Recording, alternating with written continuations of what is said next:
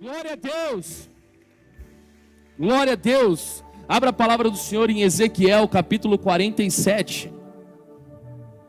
Ezequiel 47. Nós vamos ler do verso de número 3 ao verso de número 5.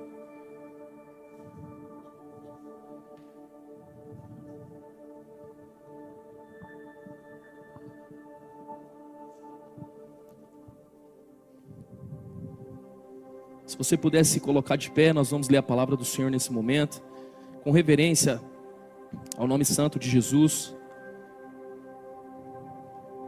A palavra... Você desligou eu aí, Marcão? Não, né? Tá de boa?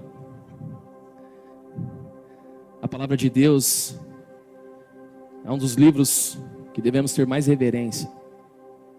Ao lermos essa palavra, algo é acessado dentro do nosso coração e é uma transformação geracional. Um dia eu ouvi a palavra de Deus e isso mudou a história dos meus filhos. Se eu não tivesse tido acesso a essa palavra que nós vamos ler agora, o que seria dos meus filhos, o que seria da minha família? Hoje nós estávamos num almoço e contamos um pouco da nossa história nesse almoço. E quando a minha sogra faleceu e nós adotamos as nossas filhas, que são minhas cunhadas, hoje filhas amadas, se nós não tivéssemos na presença do Senhor, irmão, o que seria da vida delas? Tudo por causa dessa palavra. Ao lermos essa palavra agora, eu creio que a mensagem dela pode adentrar em cada coração aqui e ter uma explosão de revelação dentro de você e mudar a tua história. Não é só mais um culto, não é só mais uma palavra, é a palavra do Santo Eterno. É a palavra daquele que tem poder. É a palavra daquele que um dia visitou você na sua maior dor. Ele te conquistou, te trouxe para perto, levou você para as águas, você foi batizado. Você conheceu ele, irmão. É sobre isso e sobre essa palavra que nós vamos ler agora em nome de Jesus. Diz assim a palavra do Senhor, verso de número 3 do capítulo 47 do livro de Ezequiel.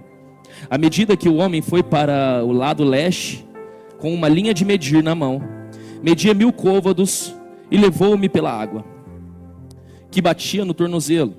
Ele mediu mais 1000 côvados e levou-me pela água, que chegava no joelho. Mediu mais 1000 côvados, mais 1000, e levou-me pela água, que batia na cintura. Mediu mais 1000, mas agora era um rio que eu não conseguia atravessar, porque a água havia aumentado e era tão profunda que só se podia atravessar a nado. Era um rio que não se podia atravessar andando. Feche seus olhos. Senhor, em nome de Jesus, que a tua palavra ela venha de encontro ao nosso coração e que essa palavra ela possa transformar a nossa noite. Nesses poucos minutos que nós temos aqui, fale conosco, Jesus. Nesses poucos minutos que nós temos aqui, Deus, venha de uma forma profunda no nosso ser, revelando aquilo que o Senhor tem para nós.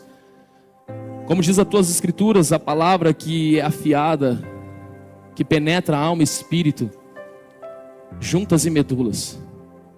Fale conosco, Jesus, de uma forma especial, em nome de Jesus. Amém, amém e amém. Pode se assentar.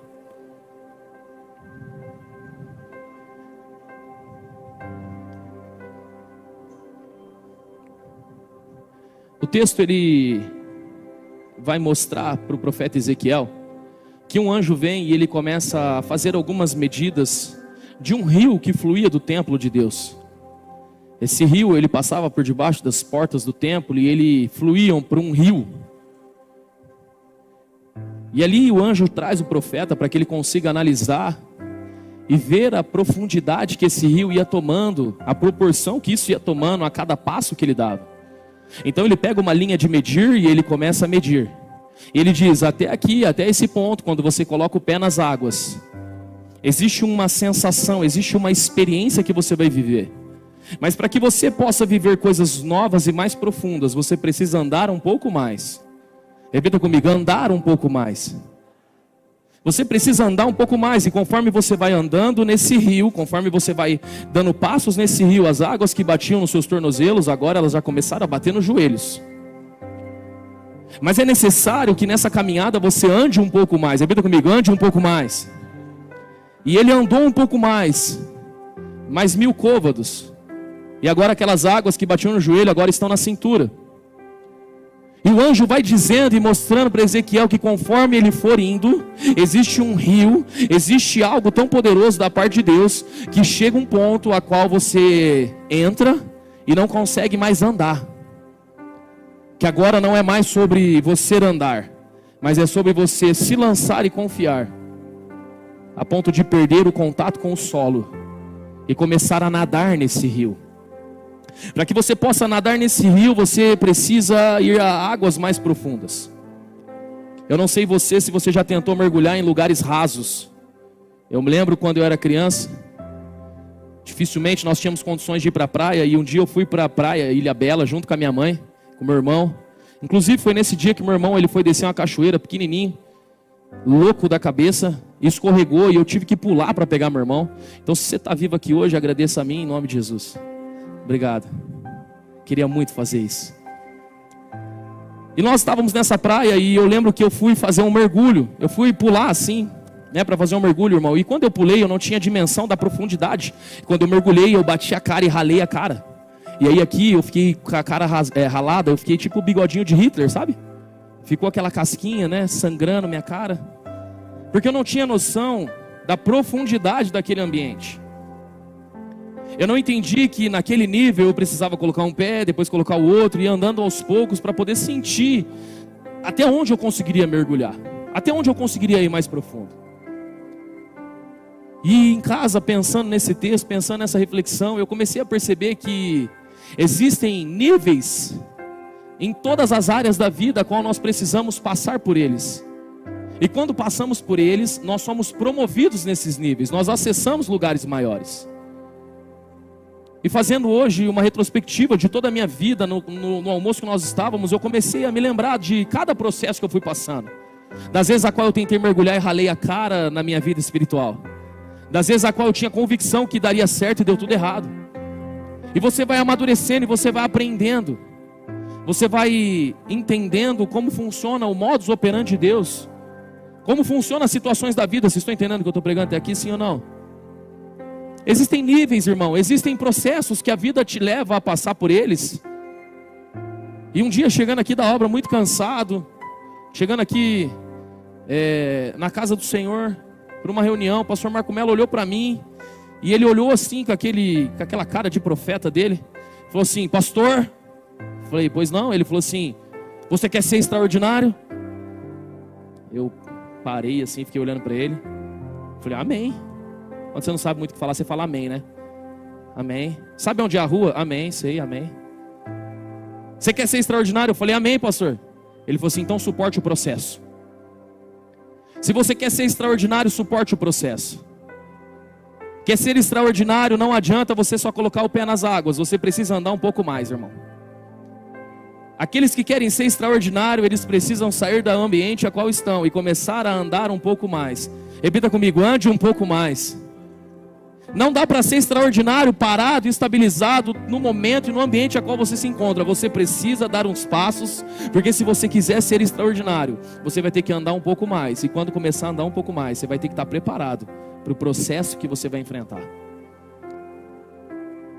E aí, lendo a Bíblia, você vai lá para 1 Samuel capítulo 17, vai cair na história de um homem chamado Davi.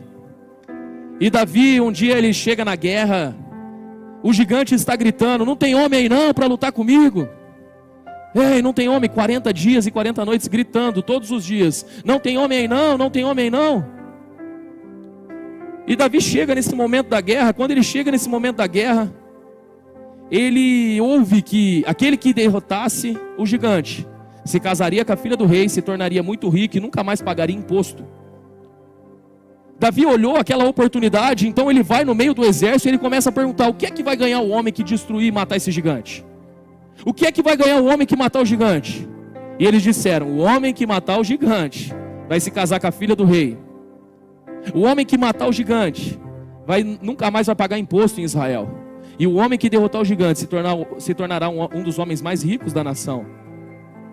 A pergunta que eu quero fazer para você: você acha que com a pergunta de Davi ele queria ser extraordinário, sim ou não? Sim ou não, igreja? Mas ele precisou passar por um processo. Ele precisou passar pelo gigante.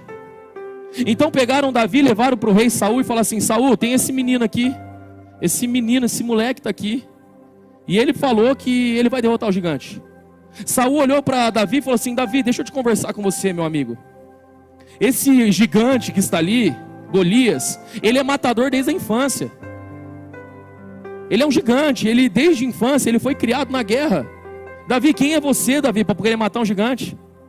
Davi olha para ele e fala assim: meu senhor, eu já matei um leão e já matei um urso, e com certeza esse gigante eu vou matar também, porque quem é ele para ir contra o nome do Deus vivo?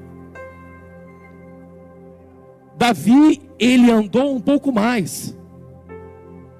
Para ser extraordinário, ele passou por um processo, ele suportou as dores, ele passou por momentos de dificuldade, ele venceu leão e urso. Ele andou um pouco mais, ele saiu do raso, ele saiu da beira da praia, irmão. Ele decidiu mergulhar, ele decidiu sair do controle da vida dele. Porque se você quiser viver algo extraordinário, você precisa entender que existem níveis a qual você irá passar.